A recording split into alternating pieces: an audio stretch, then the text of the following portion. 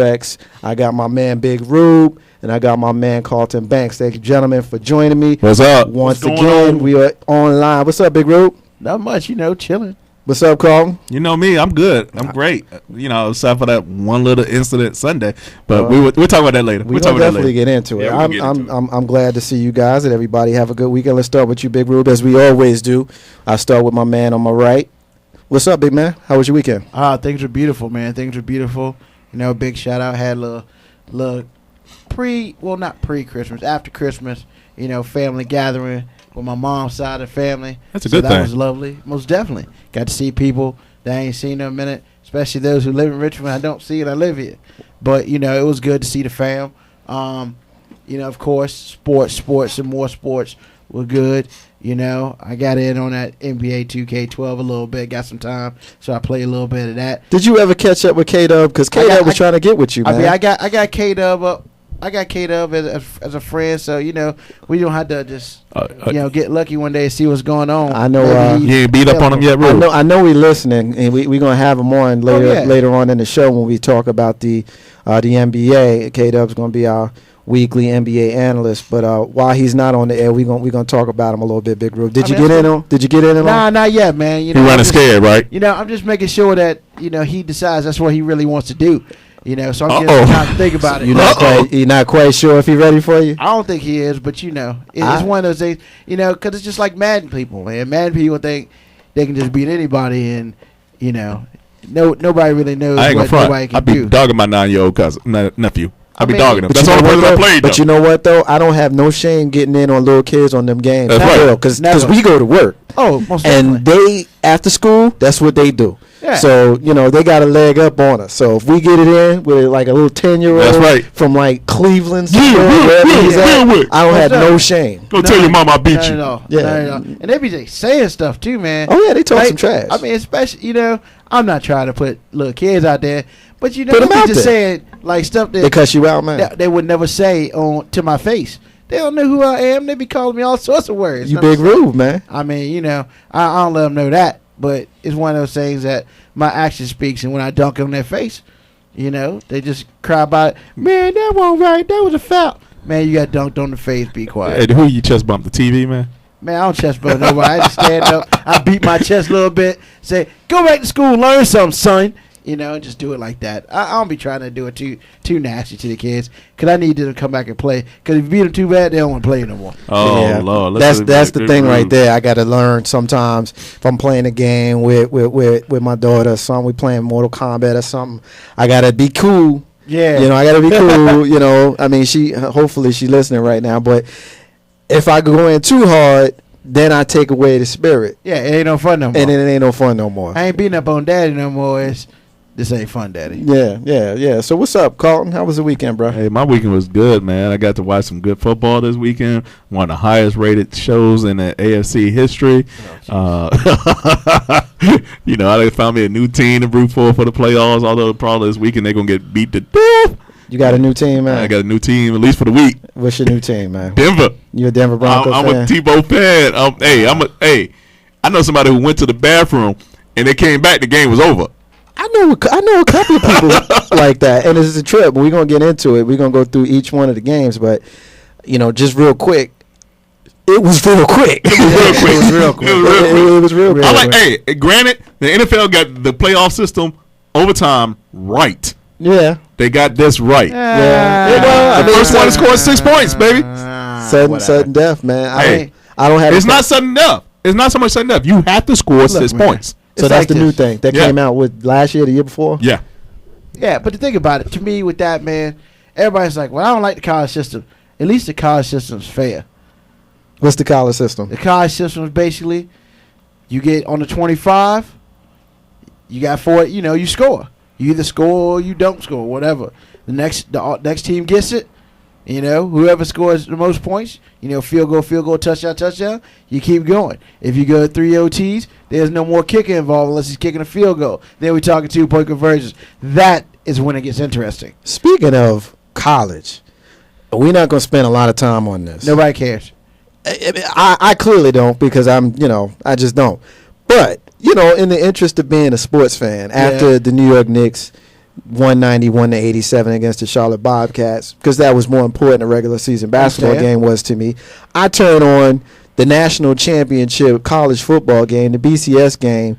At the time, it was halftime. It was 9-0, Big Road. It was terrible. It was awful. I mean, I'm sitting there and I'm thinking to myself, like, really? There's some dude who built his whole day around getting off work. He got the kids in bed. He made whatever deal he had to make with his lady. He got in front of the TV. He got his red stripes right there with him. You know, Not the red stripes. He got the red stripes. He might have his homies there, and everything was built around 9-0 at halftime. 3 field goals, Big Rube. You know, first of all, I like to go on record as saying I'm completely against the fact that Alabama did get another shot at LSU. However, congratulations to Alabama Crimson Tide for winning. Now, with that being said, let's move on. I don't know what LSU did yesterday. I don't know if they was doing something illegal or they just said, you know what, I don't got time for this crap no more. Whatever. They didn't come to play. Alabama won. It wasn't a split national champion. You know, they beat them pretty handily. However, I don't understand in a non-playoff system how the SEC West champion, the SEC full champion, loses to a second-place team in the SEC and doesn't win a national championship, and it wasn't tournament style. But, hey, what I heard that the BCS is going to look into some other stuff for next year, so I'm going to leave it at that, and I'm done with that. Carlton, how was your weekend, bro? Hey, it was good, man. It was really good. Like I said, I got the football in, got to spend some time with the wifey, the boy. You know what? It was so great this weekend. We went out to the playground. This is January, man. At the playground, you know. You couldn't help yourself. You couldn't help yourself. We're not going to do that. We're not going to because it's too easy. It's too easy. We're not going to do that and whatnot. So so it was cool. I had a good weekend myself. You know, I actually went up to D.C., went to see the New York Knicks play against the Washington Wizards. It was a tough game. You know, the New York Knicks won the game. It had been their first game winning in a week. I think they had lost 2 or 3 games in a row. And then, of course, we had real good seats. You know, we enjoyed. We sat right behind the bench. And it was a tough game. You know, Carmelo Anthony basically willed the team to a win, 37 points. So it was great. It was great. I enjoyed it. So we're going to move on. We're going to talk a little bit about the games this weekend. As far as the games that we saw on Sunday, Big Rube, let's kind of start chronologically with the first game that was played, the Bengals and the Texans. Why don't you tell me what your thoughts were on that game? We can't get it. I mean, the Texans took care of business. As simple as that. You know, Aaron Foster would not be denied. Aaron Foster 153. If I'm correct, he had 2 TDs. You can't stop the man. You can only slow him down, and they couldn't even do that. I was really upset at the Bengals. I felt that they would give a better showing, but the Texas defense proved why they clinched, 4 weeks ago. So I felt like Texas did a good job. They going into Baltimore next week. I think, that's my tooth. I think they're going to cause the upset. Well, you know what? We're gonna talk about it. We're going to definitely get into the divisional games in a short. Real quick, as far as the Bengals and the Texans, for me, this was the least fun game of the 4. I mean, we had, basically a great weekend of games. The Lions put up a good fight. Again, we'll get to that. But, 10 points. No points after, halftime. 3 points in the second quarter for the Bengals. I don't know what was going on with them. They didn't show up. They got blown out. The Texans did what the Texans do. They don't even have their quarterback. As far as I know, they're on their 3rd or 4th or 5th, or some guy that used to bag groceries in Texas is now third-string quarterback. Yeah, so, I mean, and they still put up 31 points. Now, we'll talk about the matchup they got coming up this weekend. We'll talk about that. But they ran all over the Bengals, and again, this was the least fun of the 4 games this weekend. I mean, Aaron Foster by far. Anybody can disagree with me what you want. Pound for pound, catching, receiving, running. Aaron Foster is probably the best fullback in the NFL. Think so? Most definitely. I think so. He can do it all. He can catch it. He can block. He can run. He can do it all. And he set a record this year.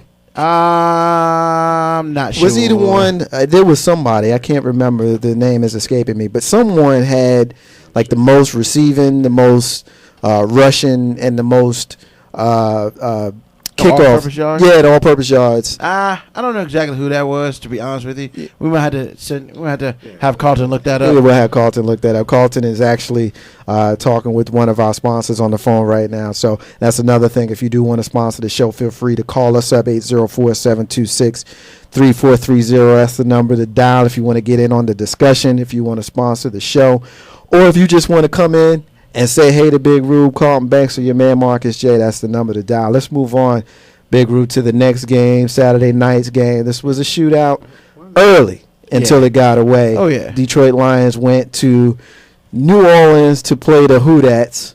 What do you think about that game? What do you think about that game? It's official. The Saints are now the new greatest show on turf or grass or a football field, as long as it's in a dome. You show me them outside dome, they put up that many points. You go back to week 1 in Green Bay.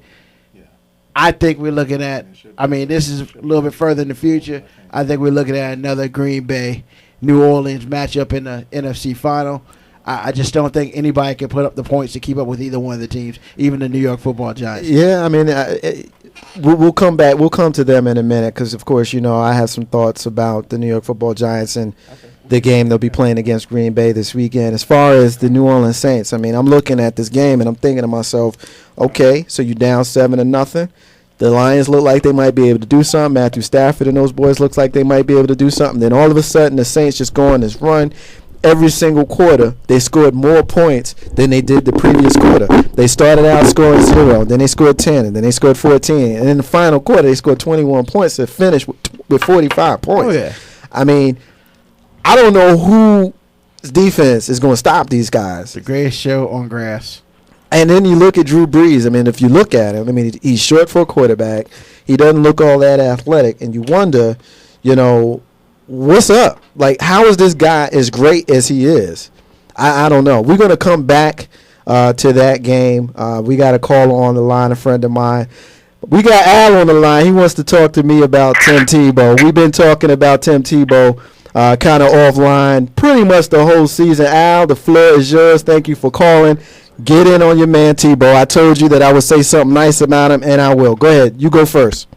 All right, man. I appreciate you putting me online, Mark. It's good to hear from you, first of all. I know we go way back. I don't know, almost 15 years, probably more. But my whole thing with Tebow is, I lived in Jacksonville for like 5 years, and I had a chance to watch that dude every weekend, for like 4 years, his whole college career.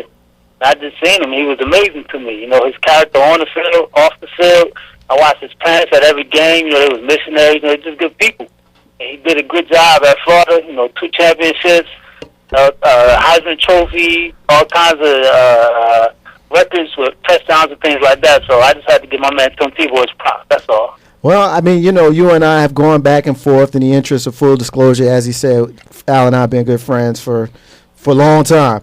And just when the season started, we reconnected. We were talking a lot about Tim Tebow as he started to get more and more attention from the national media. I have gone on record as not being a Tim Tebow fan. I was convinced that once teams started getting some tape on this guy, that basically the Wildcat-style quarterback is not going to last in the 2011-2012 NFL.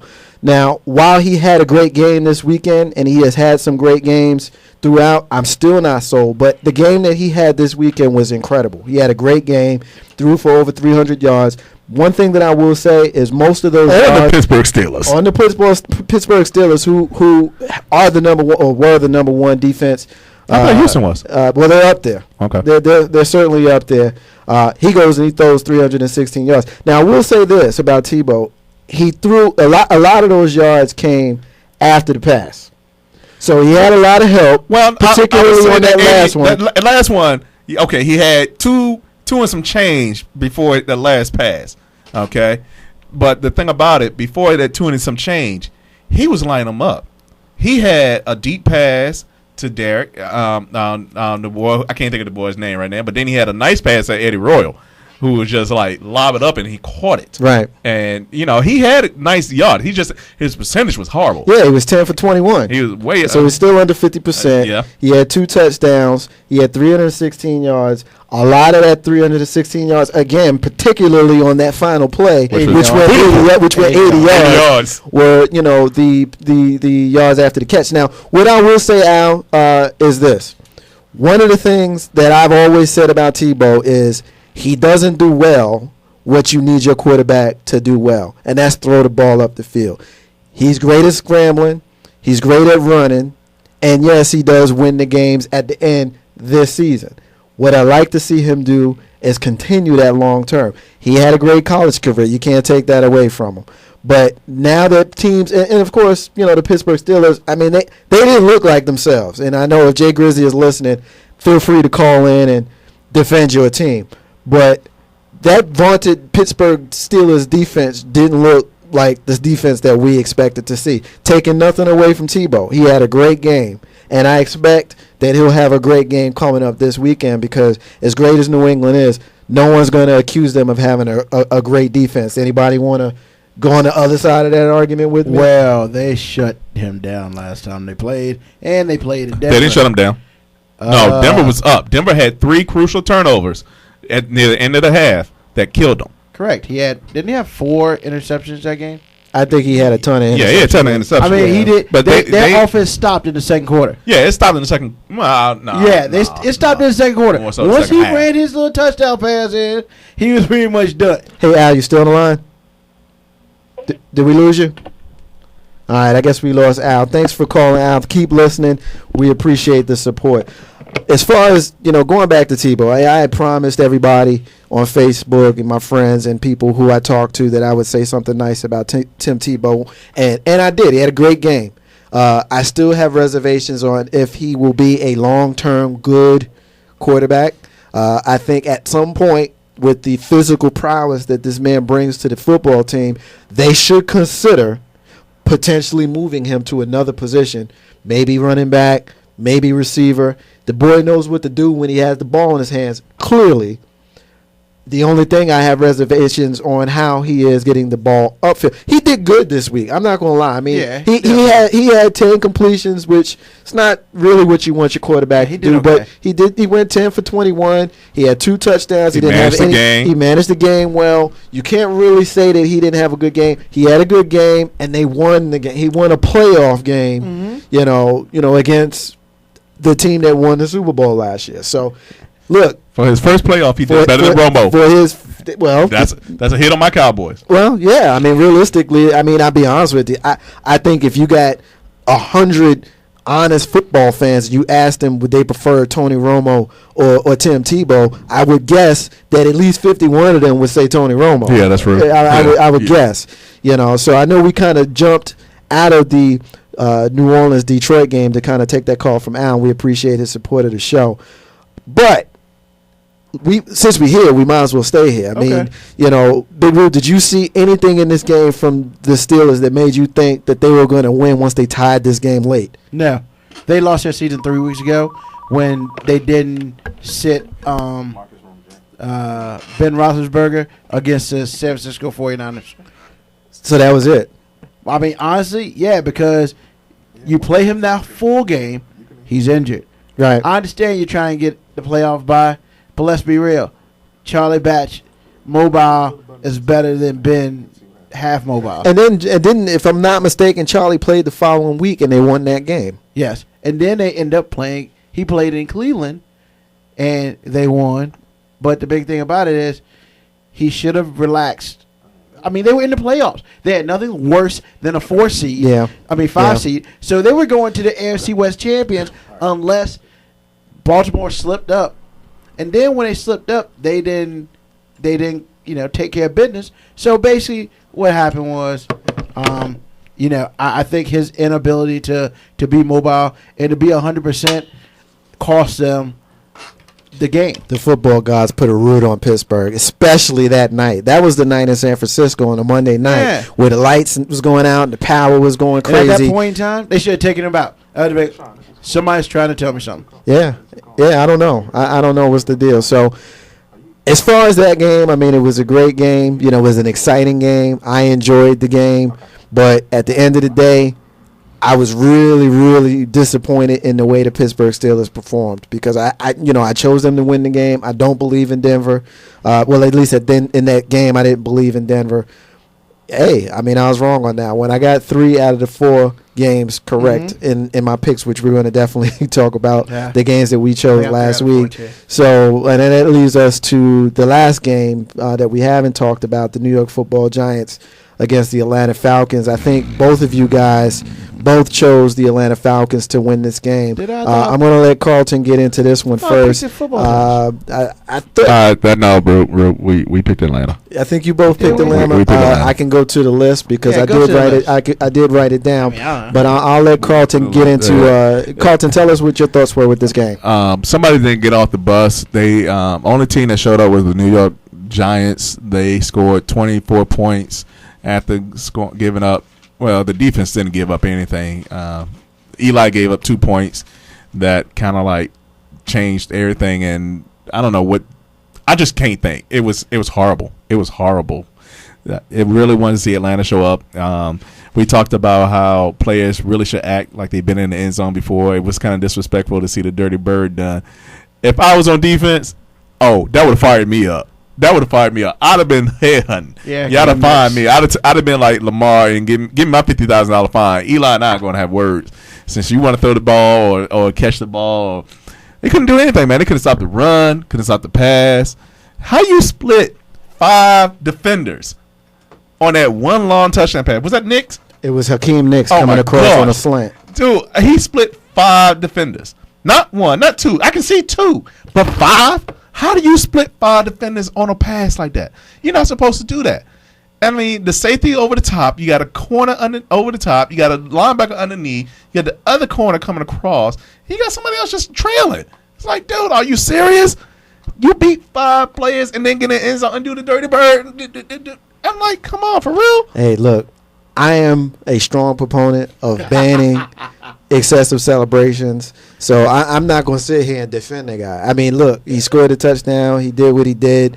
You know, I got into this discussion with my wife about this because when I was watching the game and I got excited and I'm in the room and I'm yelling and I'm screaming, and she pointed out to me that what I'm doing in my house is no different than what they're doing on the field. Yes, it is. So she called me out. I disagreed with her then and I disagree with her now because the difference is I'm in my house. Yeah, you're in your house. I'm in my house. You ain't getting paid to do it. I'm in my house and I'm not showing nobody up. And you probably had a red stripe in the opposing football. Of course. But this is what I teach my daughter, though. Like when she's playing Wii or whatever with her cousin and she wins, you know, I don't need to see her spiking the proverbial football in his face if she beats him in Mario Kart. I'm not raising that kind of kid. That's just not how I roll. No, your kid gonna write him a nice letter saying, "Hey, I beat you. She might write him a note. But as far as this game, I mean, it was utter domination by the New York Football Giants. At no point did I feel like we weren't in control, other than the first quarter when nobody scored, and other than when Eli got sacked in the end zone for those 2 points. But if you watched that game from that moment on. It was a brand new game. It was a brand new game. The Giants basically shut out the Eagles. I mean the Falcons. They got outcoached. They definitely got outcoached. You went for fourth and inches twice. And you should have got it, but you have one of the better running backs in the game. And you didn't use them. Did they go for a quarterback sneak again? Twice. 2 times. Really? Yeah. I mean, and the second one was even worse than the first one. Because he just laid on the line. And no. They ran Turner out the backfield. So you knew he was going to get one. Must have been the first one where he just where Matty Ice, Matty frozen is like ice, just basically laid on his lineman and hoped that he would fall over the first down marker, and he ends up losing a yard. Yeah. I guess my question is, I don't remember paying my quarterback to get yards like that. I mean, that's why they have this thing called the I formation. Well, that's what they want Tim Tebow to do. But if you got Tim Tebow, is that what you want him to do? No. Well, that's what he's going to do, though. Tebow would have got you to 15 yards plus. I mean, that's a different type of player. Michael Vick's a different type of player. You know, some of these guys are different type of players. However, Matty Ice, that's Eli Manning. Aaron Rodgers could get it. I'm not even comfortable with Aaron Rodgers doing it. But, yeah, man, if you're that type of quarterback, it's one thing. But if you're not, it's called an I formation when you have a fullback. If you really want to make sure your dude gets the yard, put 2 fullbacks and have a running back run right behind him. I'm pretty sure he's going to get that yard. You talking about Wishbone and Power T back there. When's the last time you saw a power I formation in the NFL? It doesn't even happen anymore. It does. It does. We in the zone. You get an end zone. You get the defensive lineman coming off the field. He's at fullback. That's a sweep. That's a power. That's a power off tackle. Man, whatever. I ain't never seen a power off tackle in the NFL. You must not be looking. Years. Well, one thing the Falcons did a good job of is effectively shutting Victor Cruz down, which woke up Brandon Jacobs, woke up Hakeem Nicks, woke up Mario Manningham, and Ahmad Bradshaw. The only guy on the Giants offense that didn't have a good day was, in fact, Victor Cruz. He doesn't care. He's going to the next round of playoffs. Yeah, that's it. I mean, that's what you play the game for. You want to win.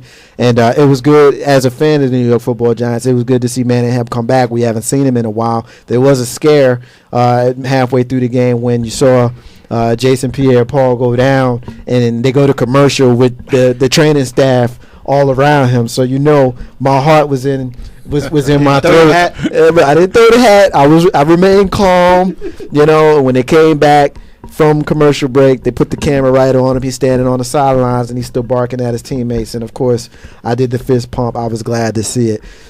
But that's it. We're going to go ahead and take a break. We're going to go ahead and talk a little bit about the next round of the playoffs. We've got 4 games. We got the divisional round coming up. When we come back, that's what we're going to get into. Ain't no half stab to Marcus J. We'll be back in a minute. He's down with us. Keyboard Money Mike is down with us. ICU, he's down with us. D-Nice and